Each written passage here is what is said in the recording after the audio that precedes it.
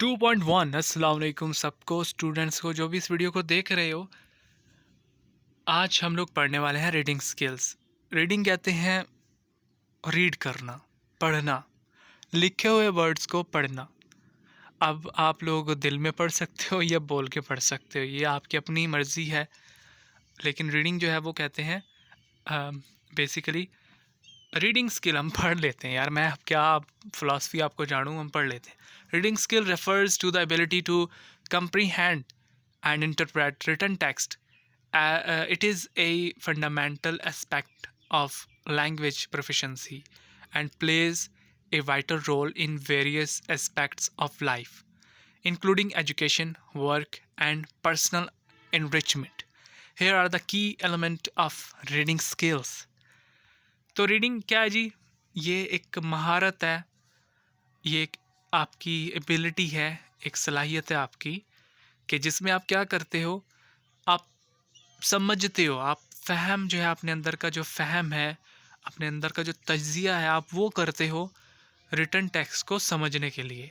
आप मतलब जो शऊर है, जो फ़हम है, जो आपके अंदर जो समझने की जो आपके अंदर ख़ुसूसियत है, आप उसका इस्तेमाल करते हो रिटन टेक्स्ट को उनका मीनिंग समझने के लिए, उनका ओवरऑल मेन आइडिया, उनका कॉन्टेक्स्ट समझने के लिए।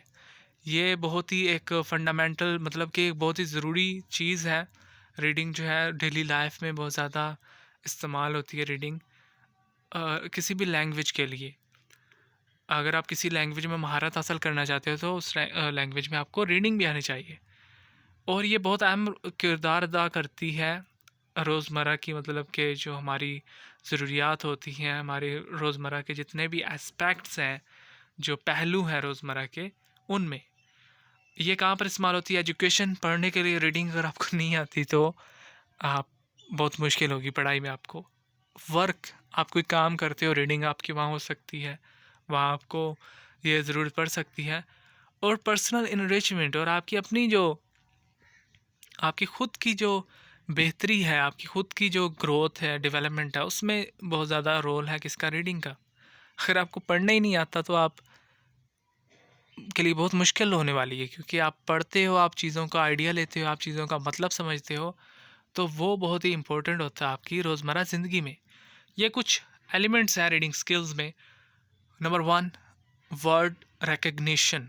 रिकग्नाइज कहते हैं समझना, रिकग्निशन कहते हैं समझने को। जैसे कि आप जब कहीं पर अपनी कोई चीज़ रख दो, 4-5, या आपका मोबाइल है, फॉर एग्ज़ाम्पल आपका मोबाइल है, आप 10 मोबाइल्स में अपना मोबाइल रख दे तो ठीक है, एक टेस्ट करने के लिए।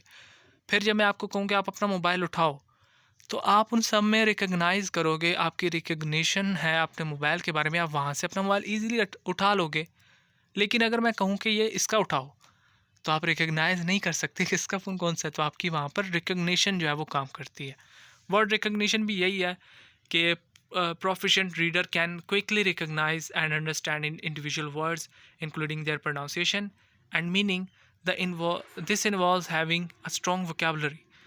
तो देखो, रीडिंग स्किल में वर्ड की पहचान होना बहुत ज़रूरी है। अगर आप एक जो अच्छा रीडर होता है, सॉरी, हाँ, रीडिंग स्किल ही पढ़ रहे हैं तो रीडर ही होगा।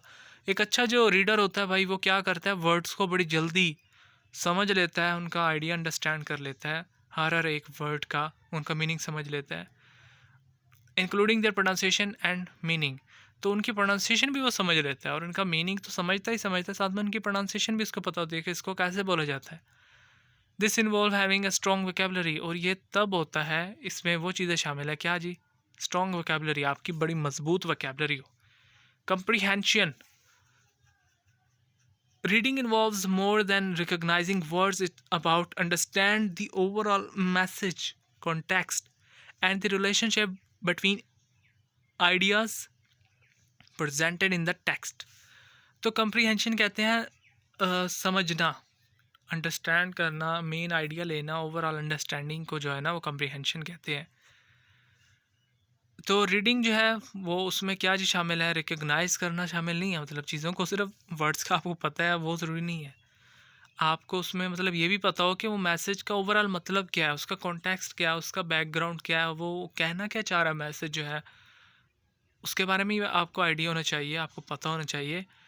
और मतलब कि टेक्स्ट जो है और उसका relationship between ideas present in the text, तो आपको उसका रिलेशनशिप भी समझ आना चाहिए कि जो टेक्स्ट लिखा हुआ है और जो आप मतलब कि आपकी जो है अंडरस्टैंडिंग है या जो वो आइडिया लिखा हुआ है, तो उसके दरमियान जो रिलेशनशिप है वो भी आपको पता होना चाहिए।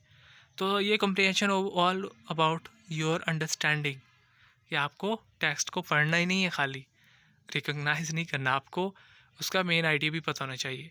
फ्लुएंसी, तो fluent readers can read fluently smoothly and at reasonable pace without unnecessary pauses or difficulty in pronunciation. This fluency contributes to better comprehension. तो फ्लुएंसी जो है ना वो भी एक रीडर के लिए बड़ी ज़रूरी है, क्योंकि रीडिंग स्किल हम पढ़ रहे हैं, तो भाई रीडिंग स्किल में आपकी फ्लुएंसी, रीडर जो होता है वो रीड करता है। रीडिंग में क्या जी चाहिए, हमें फ्लुएंट होना चाहिए स्मूथली, जिससे वो उसकी जो रीडिंग है वो स्मूथ हो और वो एक सही पेस पे, मतलब एक स्पीड, ख़ास स्पीड पे जो है ना वो पढ़ सके और पॉजेज़ ना ले ज़्यादा, डिफ़िकल्टी जो है उसको प्रोनाउंसिएशन में ना हो। और फ्लुएंसी जो है ना वो बहुत ही अच्छी कम्प्रीहेंशन, जो आप किसी चीज़ का आइडिया लेना चाहते हो तो आपकी प्रोनाउंसिएशन अच्छी है, फ्लुएंसी आपकी सॉरी अच्छी है, तो आप जो किसी चीज़ का मेन आइडिया बहुत आसानी से लगा सकते हो। फ्लुएंसी भी जो है बहुत इंपॉर्टेंट है रीडिंग स्किल्स में। आप फ्लुएंट होने चाहिए, जब आप कोई चीज़ रीड करते हो आपको फ्लुएंट, आप ऐसा नहीं है किसी एक वर्ड पे आप अटक गए बस फिर एक साल आप वहीं पर खड़े रहे कि इसका मतलब क्या है यार, मतलब मैं सोचता ही रहता हूँ यार इसका ये मतलब ना, ऐसा आप नहीं करना। फ्लुएंसी आपकी वही कहती है कि फ्लुएंट हो, आप एक स्पीड से चलते रहो, बाइक जैसे चलती है ना वो, अगर आपने ट्रेन देखी हो, ज़्यादातर ट्रेन जो है ना वो कांस्टेंट स्पीड पे चलती है, तो ट्रेन आपने देखा होगा, ट्रेन एक ख़ास स्पीड पे चलती है, उसको जो उसकी स्पीड है वो फ्लुएंट होती है, तो वैसे ही आपकी रीडिंग भी फ्लुएंट होनी चाहिए। Critical thinking, effective reader engage in critical thinking, which means they analyze, evaluate and question the content of the text। तो इफ़ेक्टिव जो रीडर होता है ना भाई, वो इंगेज होता है क्रिटिकल थिंकिंग में, वो जब पढ़ रहा होता है ना कोई चीज़, वो मतलब बड़ा क्रिटिकल होकर पढ़ रहा होता है, मतलब जिसका ये कि वो एनालाइज कर रहा होता है हर एक चीज़ को, वो एवेल्यूएट कर रहा होता है जो वो पढ़ रहा होता है, और वो उसके बारे में क्वेश्चन जो है ना वो भी पुट कर सकता है, उसके माइंड में क्वेश्चन भी आ रहे होते हैं जो चीज़ लिखी होती है टेक्स्ट के बारे में। They may identify the author's purpose, assess the credibility of source, and the draw inferences। तो जब वो पढ़ रहा होता है भाई, वो आइडेंटिफाई कर रहा होता है ऑथर का जो पर्पस है उस चीज़ को बयान करने का। जो एक चीज़, मैंने एक चीज़ लिखी है, कोई पढ़ रहा है बंदा, वो बड़ा अच्छा रीडर है, जब वो पढ़ रहा है तो वो हर एक चीज़ को एट द सेम टाइम वो कर रहा होता है, मतलब उसको साथ साथ ये भी पता चल रहा होता है कि मैंने ये चीज़ लिखी क्यों है, इसका मकसद क्या है। जैसे आप ये वीडियो देख रहे हो, आपका मकसद क्या है, ठीक है, आपके अंदर अगर ये बात है कि आपको पता है इसका मकसद क्या है वीडियो देखने का, तो आप क्रिटिकल थिंक करो simply. Contextual understanding, proficient readers can grasp the meaning of words or phrase based on the context in which they appear. This skill is especially important when dealing with unfamiliar vocabulary।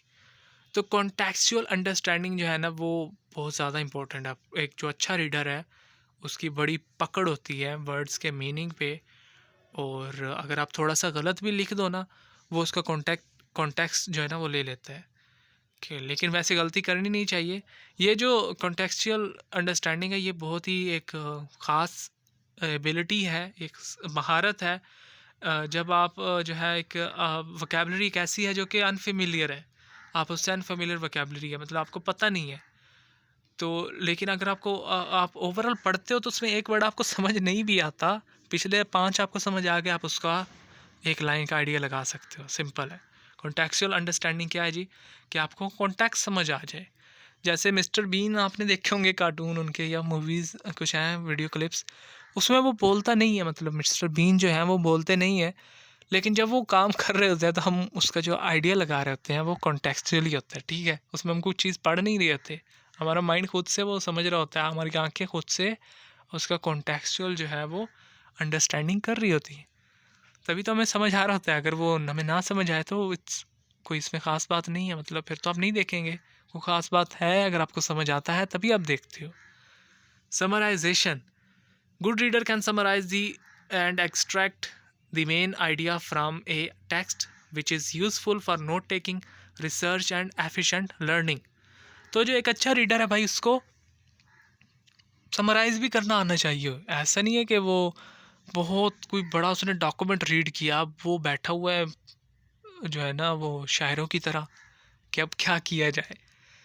तो ऐसा नहीं है, जो एक अच्छा reader है वो उसको समराइज़ भी करना आना चाहिए, उसको एक्सट्रैक्ट करना चाहिए, उसको निचोड़ना चाहिए मेन आइडिया। अगर वो कोई चीज़ पढ़ता है ना भाई, उसका 1 सेकंड में उसका मीनिंग पता लग जाना चाहिए, पूरे जो एक पैराग्राफ पढ़ा है। तो जो वो चीज़ टेक्स्ट पढ़ता है उसको उसका मेन आइडिया पता होना चाहिए, वो निचोड़ ले उसका क्या मतलब है जो उसने पढ़ा है। तो ये बहुत ही इम्पोर्टेंट है, ये जो समराइजेशन है, ये नोट टेकिंग जो है वो बहुत ही इम्पोर्टेंट है उसके लिए। अगर आप नोट टेकिंग करते हो तो समराइजेशन अगर आप कर लेते हो तो आपकी नोट टेकिंग बहुत ही बेहतरीन होने वाली है। और रिसर्च रिसर्च कर रहे हो ना भाई आप, तो समराइजेशन के विदाउट तो आपकी रिसर्च ऐसे होगी जैसे कोई रॉकेट साइंस बना दी है मतलब। समराइजेशन बहुत इम्पोर्टेंट है, रिसर्च में भी इसका बहुत बड़ा एक इम्पोर्टेंट फैक्टर है। और एफिशिएंट लर्निंग में आपकी लर्निंग बहुत एफिशिएंट होती है अगर आप चीज़ों को समराइज़ कर लेते हो। कुछ स्टूडेंट आपने देखे होंगे वो पढ़ते नहीं है घर जाके, क्लास में ही बैठे ठप ठप ठप लिखते रहते हैं, कुछ समराइज़ कर लेते हैं माइंड में, वो चीज़ों का कॉन्टेक्स्ट मेन आइडिया समझ लेते हैं और घर जाके नहीं पढ़ते, फिर भी वो 80% कैसे ले लेते हैं, वो उनका समराइजेशन ही तो है। मतलब वो बहुत बड़ी चीज़ों को एक लाइन में समझ लेते हैं। वैसे भी अगर आप पेपर की तैयारी जब कर रहे हो तो तब भी समराइजेशन बहुत इंपॉर्टेंट है। अगर आप ये वीडियो पेपर की प्रिपरेशन में देख रहे हो तो चीज़ों को समराइज़ करना आप सीखो, आप पेपर आपके लिए कोई मुश्किल नहीं रहेगा। समराइजेशन हो गई। Number 7, inferencing. Skilled reader can make inferences, filling in gaps in the text to understanding implicit meaning और connections। तो जो एक महारत रखने वाला रीडर है ना जी, वो क्या करता है, filling in gaps in the text. तो जो टेक्स्ट के दरमियान गैप्स हैं उनको फिल कर देता है, मतलब कि अपनी अंडरस्टैंडिंग के ज़रिए, अपनी कम्प्रीहेंशन के ज़रिए जो गैप्स हैं टेक्स्ट के दरमियान, जो मुश्किल वर्ड्स हैं, कोई ऐसी चीज़ है जो कि समझ नहीं आ रही, तो उनको वो फिल कर देता है। और जो अंडरस्टैंडिंग है, जो छुपी हुई चीज़ है, इम्प्लिसिट कहते हैं, जो छुपा हुआ हो, जो पर्दे के अंदर हो इम्प्लिसिट, जो पर्दे के बाहर हो वो एक्सप्लिसिट होता है। ठीक है जी। तो कुछ चीज़ों को अगर आप पढ़ते हो यार, आपको समझ नहीं आ रही, आपने एक लाइन पढ़ी आपको समझ नहीं आ रही, आप एक ऐसा वर्ड उसमें आप उसका जो गैप है आप इस तरीके से फिल करो, कुछ ऐसा आप वर्ड है उसको उठा लो, कोई ऐसा वर्ड है जिसका आप डीप अपने ब्रेन में उसका समझ लो कि वो क्या हो सकता है। तो इससे क्या हो सकती है, आपकी इम्प्लिसिट जो छुपी हुई आपकी एक अंडरस्टैंडिंग है वो डेवलप हो सकती है। और इससे आपका जो मीनिंग है और जो कनेक्शन है उस लाइन के साथ वो स्ट्रॉन्ग हो सकता है, आप उसका आइडिया ले सकते हो। किसके जी, इन्फ्रेंसिंग हमने पढ़ा। अभी 8 पे चलते हैं, textual analysis. Advanced reader can analyse the structure and style of a text, identify literary device, theme, and the author's theoretical strategies। तो टेक्सचुअल एनालिसिस क्या है जी, एडवांस जो रीडर हैं वो एनालाइज कर सकते हैं structure and style of a text. तो जो स्ट्रक्चर और स्टाइल, स्ट्रक्चर जो होता है लिखने का तरीका होता है कि आपने टेक्स्ट को कैसे लिखा है, स्टाइल किस फ्लो में आपने लिखा है वो स्टाइल होता है जी। और इसमें स्टाइल में डिफरेंट चीज़ें आ सकती हैं। आइडेंटिफाइंग लिटरेरी डिवाइसेस, तो आइडेंटिफाई मतलब कुछ जो डिवाइसेस हैं उनके ज़रिए उनको आइडेंटिफाई कर सकते हैं, उसका थीम समझ सकते हैं और ऑथर जो है उसकी थ्योरेटिकल स्ट्रेटजीज़ को समझ सकते हैं। अगर रीडर कोई ऐसा है जो कि थीम को समझ रहा है, जो चीज़ वो पढ़ रहा है, और उसकी जो ऑथर की जो थ्योरेटिकल स्ट्रेटजीज़ जो ऑथर ने उसमें चीज़ में या जो रीडिंग वो कर रहा है उसमें अप्लाई की हुई हैं, तो अगर वो इन सब चीज़ों को समझ रहा है भाई, तो वो एक बहुत ही अच्छा रीडर हो सकता है। और इसकी जो ये एबिलिटी है ये क्या है जी, टेक्सचुअल एनालिसिस, कि वो जो टेक्स्ट लिखा हुआ है उसको एनालिसिस उसका किस हद तक कर सकता है। मैं हूँ ना, अगर मैं मतलब कोई चीज़ पढ़ता हूँ तो मैं किस हद तक उसको समझता हूँ, ये मेरी क्या होगी जी, टेक्सचुअल एनालिसिस। ये हम कंप्लीट कर चुके हैं। आज हम नीचे इसका समरी पढ़ लेते हैं। Reading skill is essential. Reading skill बहुत ही इंपॉर्टेंट है, बहुत ही अहम है फॉर एकेडमिक सक्सेस, आपकी तालीमी सरगर्मियों के लिए। प्रोफेशनल डेवलपमेंट, आपकी जो प्रोफेशन कोई आपका कोई मतलब कि अगर आप जॉब करते हो, आपका प्रोफेशन है कोई, तो आप उसमें आपकी बेहतरी के लिए। एंड पर्सनल इनरिचमेंट, और अपनी खुद की बेहतरी के लिए। It is also a foundation skill for improving other language abilities such as writing and speaking. Reading regularly, मतलब कि रीडिंग जो है ना भाई, ये ऐसा स्किल है जिससे आपकी जो राइटिंग है वो भी अच्छी हो सकती है और आपकी स्पीकिंग भी अच्छी हो सकती है। क्यों? क्योंकि अच्छा आप रीड कर सकते हो। Reading regularly and purposefully can enhance one's reading skill and contribute to language proficiency. तो जो रीडिंग अगर आप रेगुलरली करते हो, तो ये मकसद वाली होनी चाहिए, इसमें कोई ना कोई मकसद हो, उस मतलब पर्पसफुली होनी चाहिए वो आपकी क्या कर सकती है, इन्हेंस करती है, रीडिंग स्किल्स को इन्हेंस होगी। साथ में आपकी लैंग्वेज प्रोफिशिएंसी, यानी कि लैंग्वेज आपकी बहुत परफेक्ट हो जाएगी। तो ये थी आज की video. Thank you so much इस वीडियो को देखने के लिए, और यहीं पर इस वीडियो को एंड करते हैं।